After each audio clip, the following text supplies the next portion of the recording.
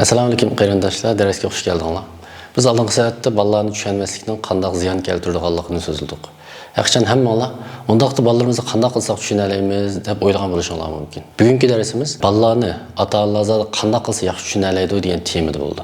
Hamma gapni uzartmay, birinchisi bolalarni yaxshi tushunishning eng muhim yo'li bolalarni astoydil va injiq kuzatish lozim. Kuzatish degan vaqtda ota-onalar buni ko'rish bilan yoki qarash bilan qat'iy aralashtirib qo'ymasin. Kuzatish deganimiz amaliyotda ko'rishga maqsad bilan izchillik qo'shilgandan keyin amalga oshadi. Ya'ni biz bolalarimizning ish harakatini bir qatim, ikki qatim qarab qo'yish bilan kuzatish maqsadiga yetolmaymiz. Chuqur u bizning planimizning ichida bo'lishi lozim. Ya'ni onglik va maqsadli bir harakat bo'lishi lozim. Ikkinchisi izchilligiga bo'lishi lozim. Ya'ni har vaqt kuzatishimiz lozim. Endi bizning bu kuzatishimiz amaliyotda bolalarning o'rganish qilishi, hatto tomoq yeyishi, o'zining tozalik odatlari, biz bolalarni ishga buyurgandan keyingi uning ifodasi, masalan, astoydilmi emasmi, ishni inchki qilyaptamdi yoki qo'lining ushida qilyaptamdi. Topshiriq ishiga vaqtda qandayroq? Mana shularning hammasi amaliyotda ota-onalarning kuzatish doirasidagi ishlar.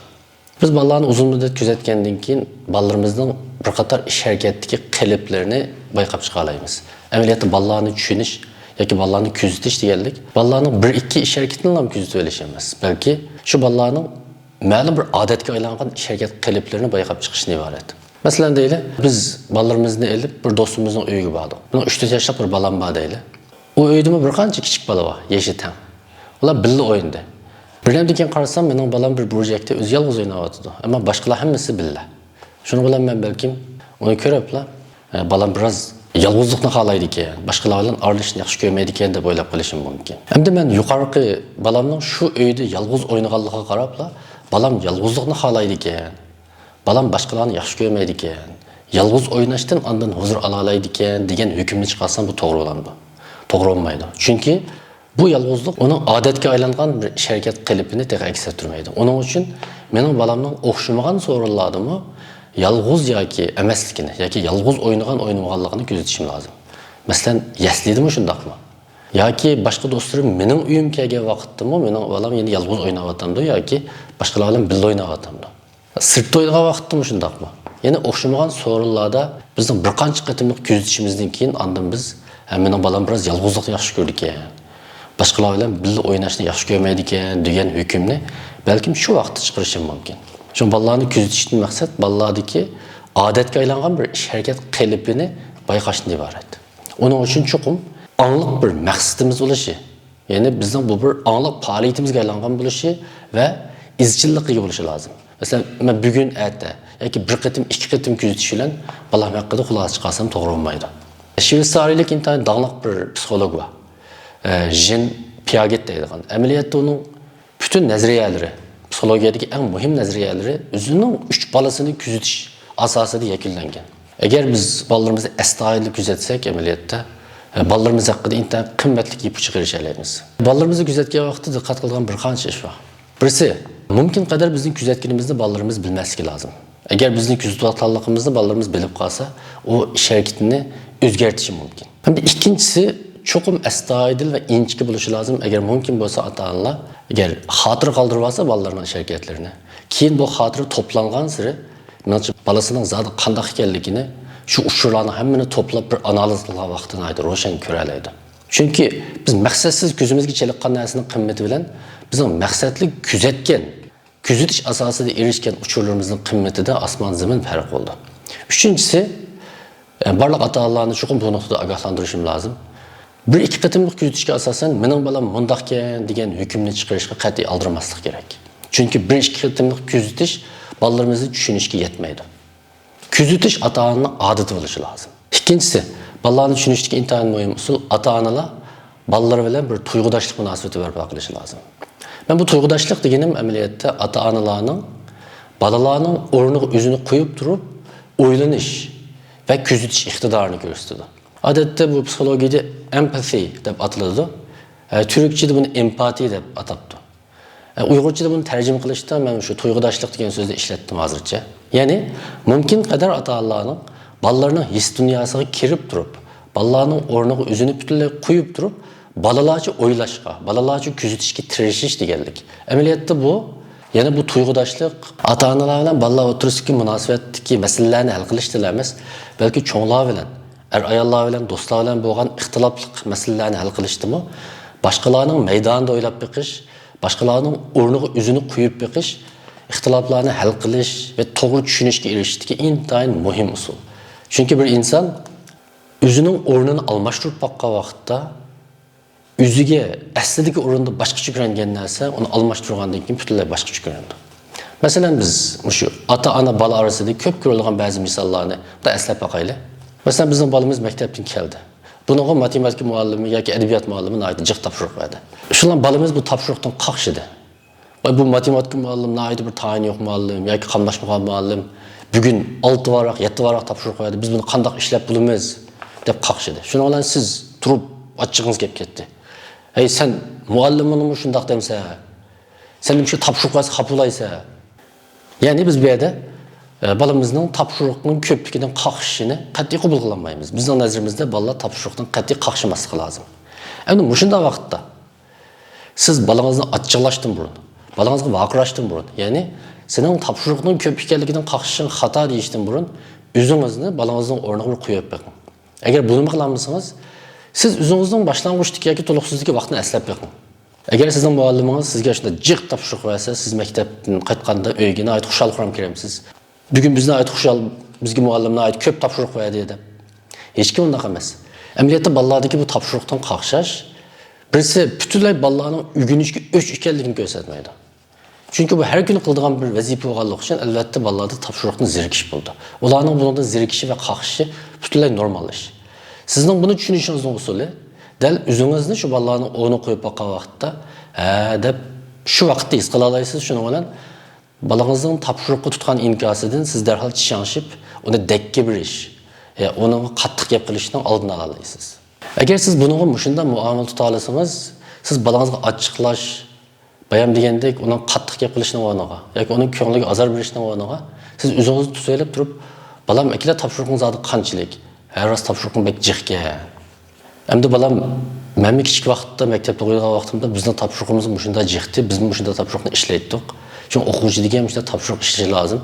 İşlemisi bo'lmaydi deb onunla yaxshi tushundira olishimiz mumkin. Onun bilan sizning balangızdaki bu tapşırıq eg'ir degan psixik yük azroq bo'lsa-mu yengillishi mumkin. Hamda shu bolalar bilan tuyg'udosh bo'lishning yana bir oddiy usuli, siz o'zingizning balalik vaqtini eslab turing har vaqt. Ya'ni balang'iz bilan ma'lum bir masala yuz bergan vaqtda sizlarning oranglarda yoki balangizdagi ma'lum bir ish harakatni siz to'g'ri tushunolmadingiz deyli. O vaqtda siz men mushundaq ishga kichik vaqtimda qanday muomala qilardim deb o'ylab baqsangiz, anandan keyin balangizning shu vaqtdagi his tuyg'usini meningcha yaxshi aniqlay olasiz deb o'ylayman. Hamda uchinchi usul.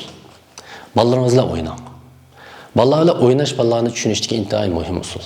Bizning nurg'un ota-onalarimiz balalar bilan o'ynashga faqat ko'ngil bo'lmaydi yoki o'ynashni faqat hojati yo'q deb qaraydi. Amaliyotda balalar tarbiyasi ichida ota-onalarning balalar bilan o'ynashining ularga ko'rsatilgan ta'siri intayin kuchli va muhim.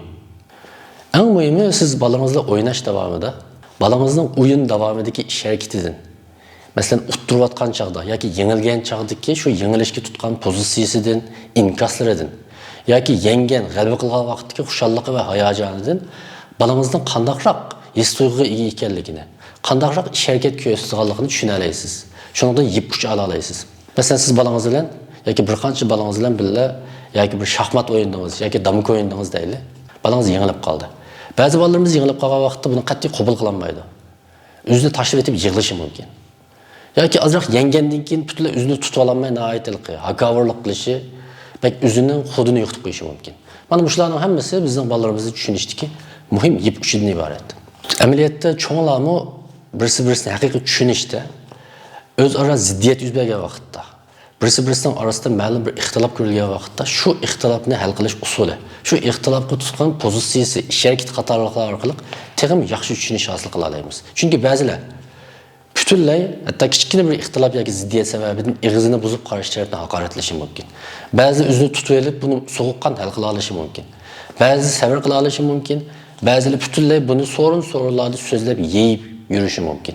Mana bularning hammasi, ya'ni bu muayyan bir o'xshamagan so'rinlar, bu masalalar bizning zodi qanday odam ekanligimizni ko'rsatib beradigan nihoyat muhim maydonlardan iborat.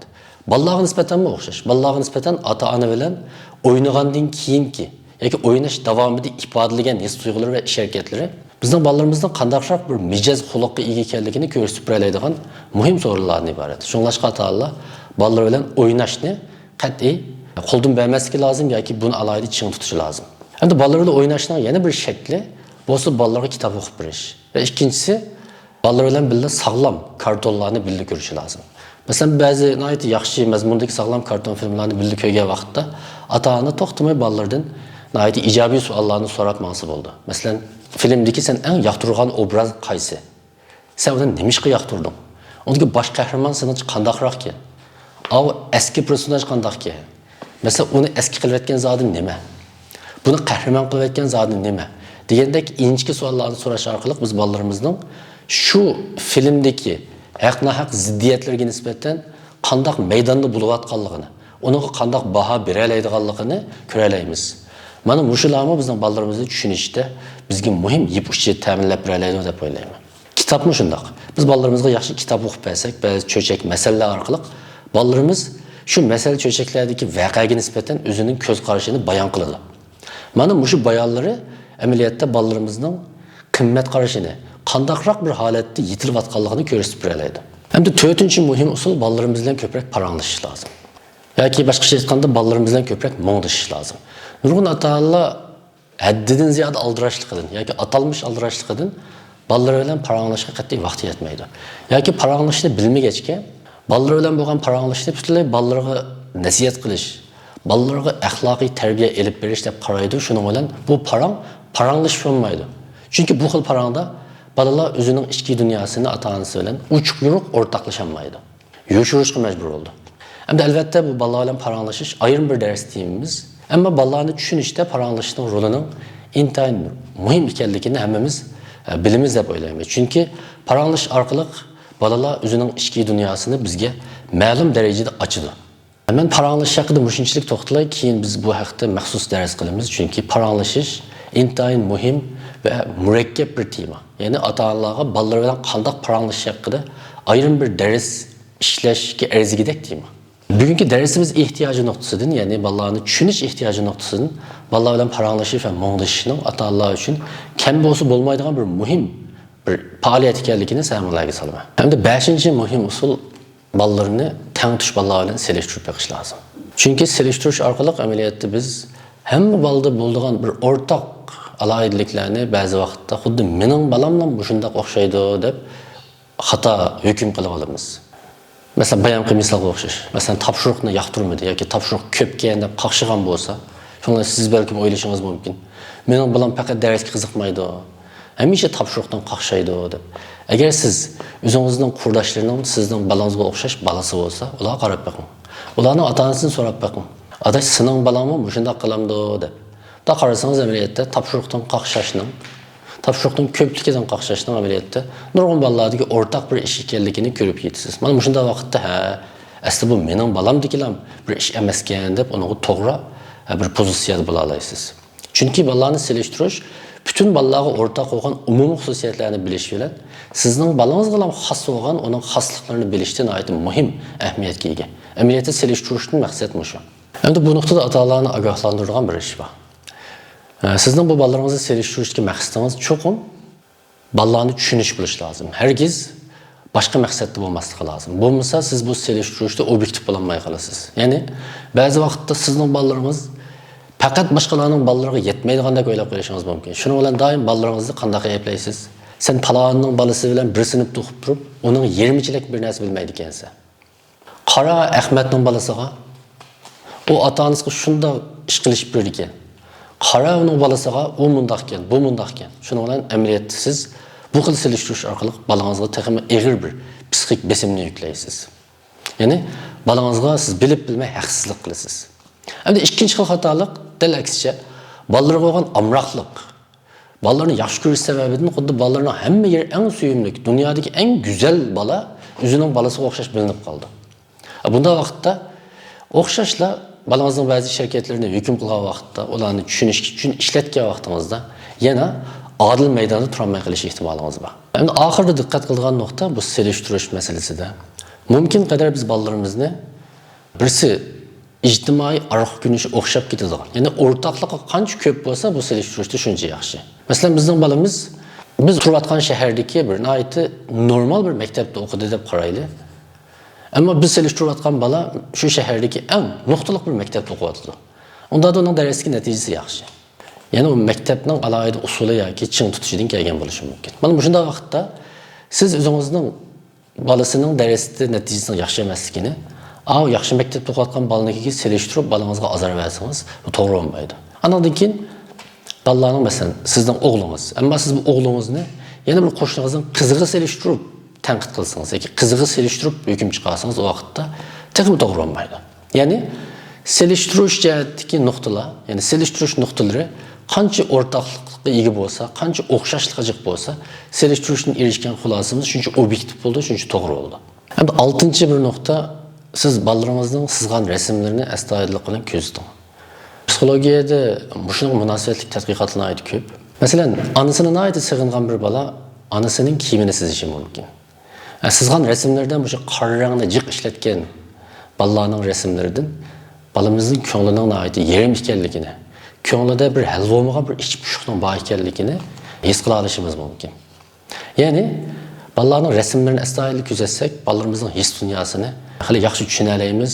Umu bizga aytib muhim ipuchcha deb qarashga bo'ldi. O'xshashli bu nuqtadan bir ogohlantirilgan bir taraf bor. Ya'ni siz bolalaringizning rasmini ko'rganda, unga baho bergan vaqtingizda siz bolalarning rasmini o'xshabdi, o'xshamabdi, bu rang qamlashibdi, bu qamlashmabdi, bu uy deganni shunday chizamdi.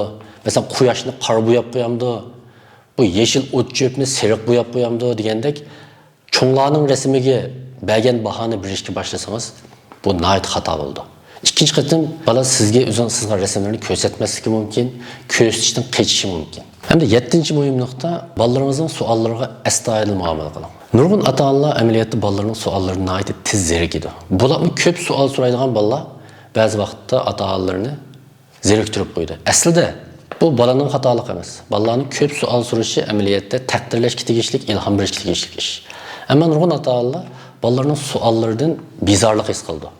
Hatta ba'zida bo'ldiqlar bu savollarni mendan so'rama, maktabda muallimingdan so'ramamsa deb bolalarni azorlaydi, uni qattiq gap qildi. Mana bu ota-onalikdagi qat'iy saqlanishga tegishli intayin ig'ir bir xatolikdan iborat.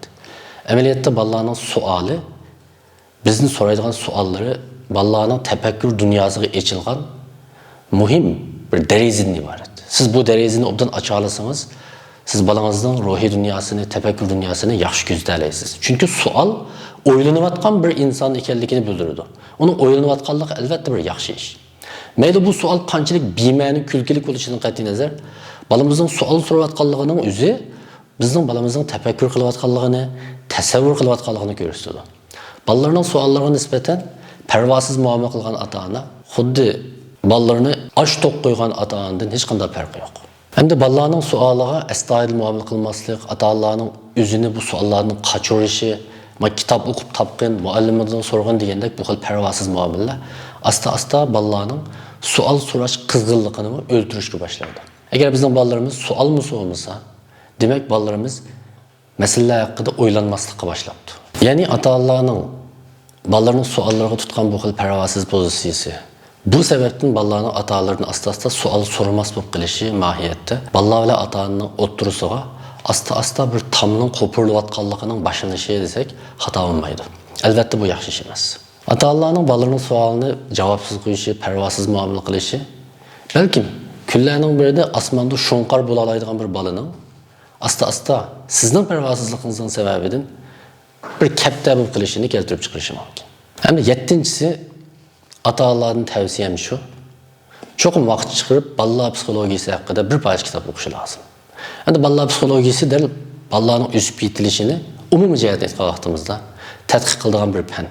Ya'ni bolalar o'xshamagan yosh bosqichlarda qanday bo'ldi, qanday tafakkur qildi, bolalardagi axloq qarashi, axloq tushunchasi qanday shakllandi, bolalarning bilish aloyidligi qanday, masalan diqqatni yig'ish, xotira qatorliqlarning hammasi shu bolalar psixologiyasida bizga so'zlanadigan muhim mazmunlar. Agar ota-onalar bularni bilib olsa, bolalar bilan bo'lgan muomalada ularga bir ilmiy tarbiya metodi qo'llanishga intayin foydali. Shuning bilan birga hamda hozir bolalarni undaq tarbiyalash lozim, bundaq tarbiyalash lozim degandek nurg'un gaplar so'zlanyapti. Agar bir ota-ona balla psixologiyasi haqida yaxshi bir kitobni, ya'ni ilmiy yozilgan, akademik bir kitobni o'qib tugatsa, o vaqtda o'zi anglagan farzand tarbiyasi haqidagi nurg'un gap so'zlarning to'g'ri yoki xatoligini, ilmiy yoki emasligini o'zimi hukm chiqara oladi. Chunki balla tarbiyasi haqida qamlashgan gaplarning hammasining to'g'ri bo'lishini aytadi. O chuqur ilmiy asosga bo'lishi kerak. Bu ilmiylik haqida bir ikki qiz gap qilish to'g'ri keldi. İlmiylik hozir Uyg'urlar eng ehtiyojli bo'layotgan bir uqum. Amaliyotda hozirgi dunyoda ilmiy qilinmaydigan, ya'ni ilmiy metod bilan qilinmaydigan asosan hech qanday ish qolmadi. Ammo biz o'zimizning ota-onasidan qolgan tajribalar yoki ishonchsiz manbalardan ko'rib olgan, anglab olgan pajpurat ma'lumotlarga asosan shirkat olib beryapmiz. Mayli farzand tarbiyasida, hatto cho'ng-cho'ng siyosiy inqiloblarimizda, faoliyatlarimizda hammasida biz yo'lda ketib berib nima ish qilishni qaror qilyapmiz. Bularning hammasi bugungi kunda, bu 21-asrda biz qildigan ish emas. Har qanday ishni qilishning ilmiy usullari tunishtirilgan nurg'un kitoblar va ilmlar bor. Ularni chuqur bilishimiz, o'qishimiz lozim. Bo'libmi farzand tarbiyasi texmi shundoq. Bir bolalarga qandoq nashtilik qilishdan boshlab, qandoq narsaning bolalarning mingisiga foydali ekanligi, diqqatini yig'ishning qandoq bo'lganligi, o'yinning qandoq foydali ekanligi yoki qandoq o'yinlarning foydali ekanligi, qandoq o'yinlarning ziyonli ekanligi, mana bu shunga o'xshaydigan cho'ng va kichik temalarning hammasi haqida intayin ko'p tadqiqot natijalari bor. Mana shularning hammasi bilan bizning tunishib chiqishimiz kerak. Agar biz bular bilan tunishmasak, bilmasak, vaqti kelganda bir gap bo'ldi, biz buni qila olamiz, ota-onamizni bunchalik o'qimay bizni bunchalik tarbiyalabdi degandek, bunda yengiltek qarashlar bizni tar ko'chiga boshlab qo'ydi. Bugungi darsimizni qisqacha xulosalaganimizda shu ekrandagi bir qancha nuqtani takrar o'qisak, menimcha esimizda qoldi deb o'ylayman. Hammalarga rahmat.